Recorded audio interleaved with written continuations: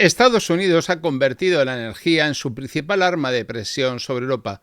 No es Moscú quien dicta ahora la dependencia energética del continente, sino Washington, que exige a los 27 cortar cuanto antes sus importaciones de gas y petróleo rusos y sustituirlas por gas natural licuado estadounidense. El mensaje se ha transmitido con absoluta claridad. Si la Unión Europea quiere que la administración Trump sea más agresiva contra Rusia y adopte sanciones contundentes, debe empezar por cerrar la puerta al suministro ruso. El secretario de Energía, Chris Wright, lo resumió en una frase que resuena como un ultimátum. Si los europeos dejaran de comprar gas y petróleo rusos, ¿influiría eso en Estados Unidos para ser más agresivos? Absolutamente. Lo que está en juego no es solo el flujo de energía, sino la soberanía política y estratégica de Europa. Desde el inicio de la guerra de Ucrania, Bruselas ha tratado de ejercer un papel de cohesión frente a Rusia, imponiendo sanciones, reduciendo progresivamente su dependencia del gas ruso y buscando nuevas fuentes de aprovisionamiento. Sin embargo, la realidad es que el gas ruso sigue llegando a Europa, en particular en forma de gas natural licuado importado por países como España, Francia e Italia. Y aunque la proporción se ha reducido al 19% de las importaciones en 2024, el hecho de que esas compras no se hayan cortado alimenta la narrativa de Washington de que Europa no ha roto del todo con Moscú y, en consecuencia, Estados Unidos convierte esa dependencia residual en un argumento sólido para presionar y condicionar la política europea. La Unión Europea, consciente de esa vulnerabilidad, elaboró un plan para acabar con las importaciones de energía rusa en 2028, más tarde de lo que exigía el momento político. Ante la presión de Washington, Bruselas adelantó el objetivo a 2027, pero incluso esa fecha resultó insuficiente para la administración Trump. Wright viajará a Bruselas esta semana para insistir en que Europa acelere el calendario. No se trata de una recomendación amistosa ni mucho menos, es una condición. Si los europeos quieren sanciones más duras contra Moscú, deben demostrar antes que son capaces de renunciar al gas ruso y sustituirlo por el de los Estados Unidos. El chantaje es doble. Por un lado, Washington utiliza la guerra de Ucrania como justificación para imponer su gas en el mercado europeo. Por otro, vincula la Agenda Verde de Bruselas con su plan de neutralidad climática para 2050 a la aceptación del gas americano. Wright lo expresó sin rodeos. La relajación de los objetivos climáticos europeos es parte del acuerdo comercial firmado en Escocia entre Trump y Ursula von der Leyen. La Unión aceptó aranceles del 15%, compromisos de compra de energía y de inversión, y a cambio de que se respetara la soberanía regulatoria europea.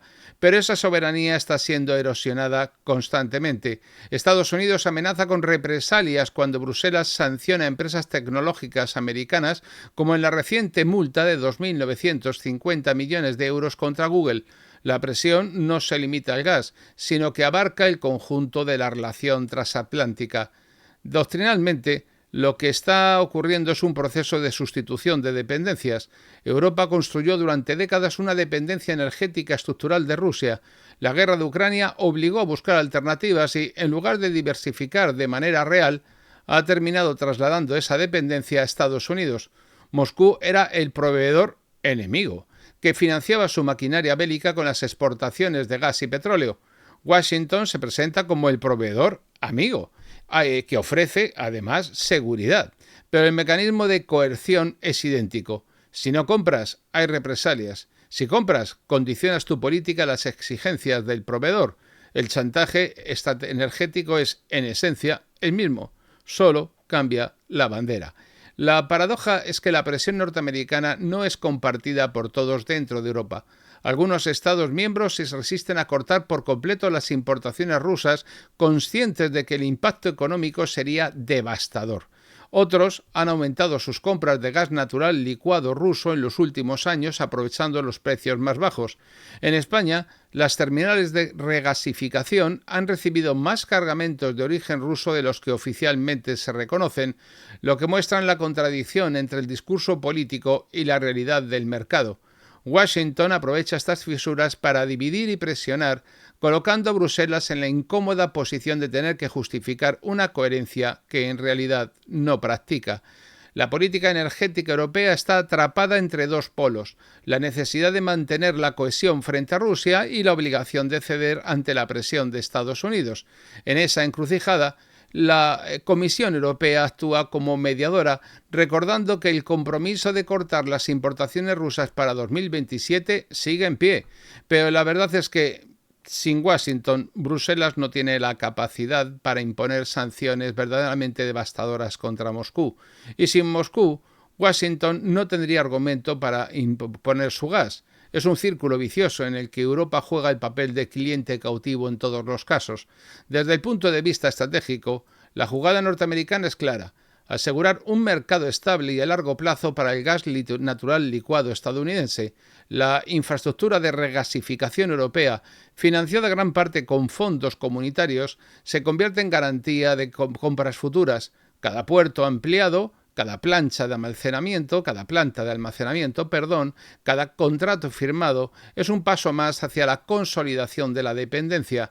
Lo que se presenta como diversificación es en realidad un cambio de amo, una mentira más que se lanza a la cara de los ciudadanos europeos. Y lo más grave es que Europa no ha diseñado una estrategia real para romper la lógica del sometimiento. La Agenda Verde, que debería haber servido para reducir de manera drástica la dependencia energética exterior, ha sido relativizada por las urgencias de la guerra y por las exigencias de Washington. El chantaje del gas tiene también un componente militar. Wright lo dijo de manera explícita: cortar las compras a Rusia es necesario para acabar con la guerra en Ucrania. Este discurso convierte la energía en un arma de guerra. Europa paga más por el gas americano no solo para abastecerse, sino para financiar la estrategia militar de Estados Unidos. El gas se convierte así en moneda de cambio. Compras a Washington a cambio de que Washington mantenga el refuerzo contra Rusia. La guerra deja de ser solo un conflicto en el frente para convertirse en un negocio transatlántico indudable. La consecuencia para Europa es devastadora. La soberanía energética, ya debilitada por décadas de dependencia rusa, se entrega ahora a un aliado que actúa con la misma lógica coercitiva que el supuesto enemigo. La monarquía, la soberanía regulatoria, puesta en duda por las amenazas de Trump ante las sanciones a Google, se subordina a los intereses comerciales norteamericanos. La soberanía estratégica, que debería reforzarse con una defensa común europea, se mantiene subordinada a la OTAN y, por tanto, a Washington. Y el resultado es que la Unión Europea aparece como un actor dependiente, incapaz de decidir su política exterior sin la autorización de Washington. Doctrinalmente, Europa se enfrenta al dilema de siempre: aceptar el papel de vasallo a cambio de protección o asumir el riesgo de construir una autonomía estratégica. La presión norteamericana por el gas revela que Bruselas ha optado por la primera de las opciones. Prefiere pagar más por el gas americano y aceptar aranceles antes que arriesgarse a un enfrentamiento directo con los Estados Unidos. Prefiere subordinar su agenda verde a las exigencias de Donald Trump antes que defender una transición energética autónoma. Y lo más grave es que, en el proceso, legitima la idea de que su seguridad depende de comprar energía a un aliado, cuando en realidad su seguridad debería basarse en la autosuficiencia y en la capacidad de decisión propia. La conclusión es clara: Estados Unidos chantajea a la Unión Europea con el gas y la Unión Europea acepta el chantaje. Moscú fue sustituido por Washington como proveedor dominante. La dependencia se mantiene aunque el discurso se vista de supuesta alianza. La guerra de Ucrania, que debería haber servido para acelerar la llamada emancipación europea, ha terminado reforzando la subordinación. La política energética de la Unión se ha convertido en la moneda de cambio de la estrategia atlántica.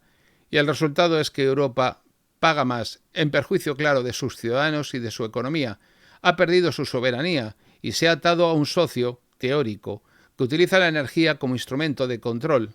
Ha cambiado de amo, nada más. Y esta es la verdadera naturaleza del chantaje del gas que unos u otros ejercen contra Europa desde hace 50 años.